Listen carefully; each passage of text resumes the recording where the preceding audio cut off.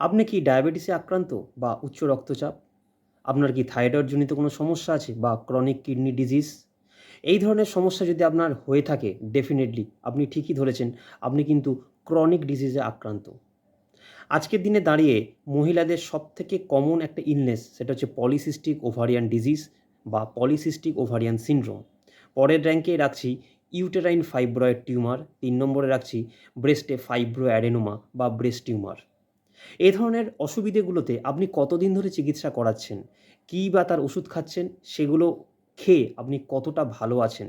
এই polycystic ovarian সিনড্রোমের ওষুধ খেয়েও আপনার আগামী দিনে কী কমপ্লিকেশন হতে পারে সেগুলো কি আপনি সঠিকভাবে জানেন? আপনার ডাক্তারবাবু কি আপনাকে সঠিকভাবে বলেছে? পলিসিস্টিক ওভারিয়ান সিনড্রোম নিয়ে ওষুধ খেয়েও আপনার কনসিভ করতে অসুবিধে হচ্ছে কেন? আপনার ছোট বাচ্চাটা ব্রঙ্কিয়াল অ্যাসথামায় আক্রান্ত। তার ট্রিটমেন্ট কি অ্যান্টি অ্যালার্জিক এবং ইনহেলার। এই ওষুধগুলো ইনটেক করে আপনার বাচ্চা কতটা ভালো আছে? আপনার বয়স্ক বাবা-মায়ের তাদের হাঁটুর অস্টিও আর্থারাইটিস বা প্রস্টেটজনিত সমস্যায় দীর্ঘদিন ধরে ওষুধ খেয়ে তারা কতটা ভালো আছে?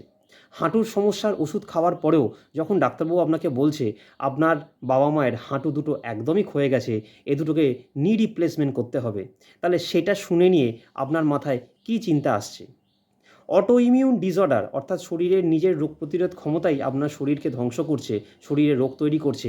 এ ধরনের সমস্যা যেমন সোরিয়াসিস, যেমন এসএলই সিস্টেমিক লিউপাস এরিথ্রিমেটোসাস বা রিউম্যাটয়েড আর্থারাইটিস, এই ধরনের সমস্যায় আপনি কত বছর ধরে ওষুধ খাচ্ছেন, তার চিকিৎসা খরচা বাই কত?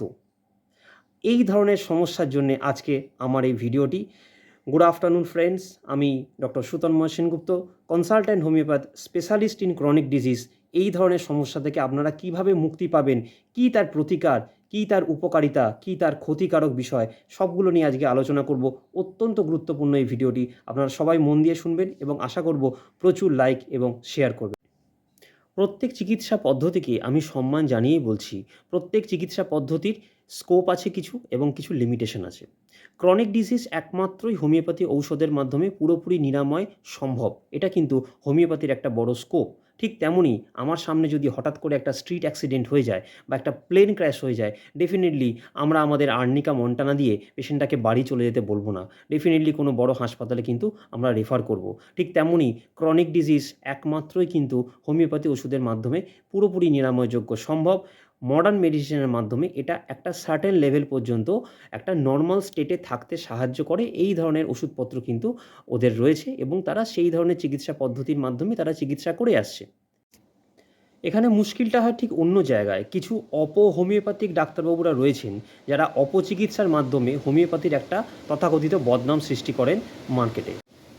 ১০টা-৫টা ওষুধ দিয়ে নয়, প্রপার ক্লাসিক্যাল কনস্টিটিউশনাল হোমিওপ্যাথি ট্রিটমেন্টের মাধ্যমে শুধুমাত্র ১টি বা ২টি ওষুধের মাধ্যমে আপনার ক্রনিক ডিজিজ থেকে আপনি পুরোপুরি কমপ্লিটলি নিরাময়যোগ্য হতে পারেন। সেটা আপনার মাথার চুল পড়ে যাওয়া থেকে শুরু করে আপনার ইউরিক অ্যাসিডজনিত সমস্যার কারণে পায়ের আঙুল বেঁকে যাওয়া, যে কোনো সমস্যাই হোক না কেন। বাট প্রত্যেকটা ডিজিজের একটা পর্যাপ্ত পরিসীমা রয়েছে। সেই রোগটা আপনার শরীরে কতদিন, কত বছর এবং কত দূর পর্যন্ত প্রভাব বিস্তার করেছে সেটা একমাত্র একজন কোয়ালিফাইড হোমিওপ্যাথি ডাক্তারবাবুই কিন্তু বলতে পারবেন। সেই রোগটাতে আপনি কতদিন আক্রান্ত, কত বছর আপনি ওষুধ খাচ্ছেন এবং সেই রোগটা আমাদের প্রপার ক্লাসিক্যাল হোমিওপ্যাথি চিকিৎসার মাধ্যমে কতদিন ওষুধ সেবনের মাধ্যমে আপনি রোগমুক্ত হতে পারবেন, সেটা একমাত্রই কিন্তু একজন কোয়ালিফাইড হোমিওপ্যাথি ডাক্তারবাবুরাই কিন্তু বলতে পারবেন। আজকের এই ভিডিওর মাধ্যমে আমার বার্তাটা যদি মনে হয় যে আপনার উপকারে লাগবে, তাহলে ভিডিওটি লাইক করুন এবং শেয়ার করে এমন জায়গায় পৌঁছে দিন যাতে পরবর্তীকালে আপনার, আপনার বন্ধুবান্ধব, আপনার পাড়া প্রতিবেশীর প্রত্যেকের কাছে এই সঠিক বার্তাটি পৌঁছয় এবং আমরা এই হোমিওপ্যাথি চিকিৎসার মাধ্যমে আমরা আমাদের সমাজকে একটা নতুন দিশা দেখাতে পারি এবং মানুষকে আগামী দিনে সুস্থ জীবনযাপন করতে সাহায্য করতে পারি। ধন্যবাদ।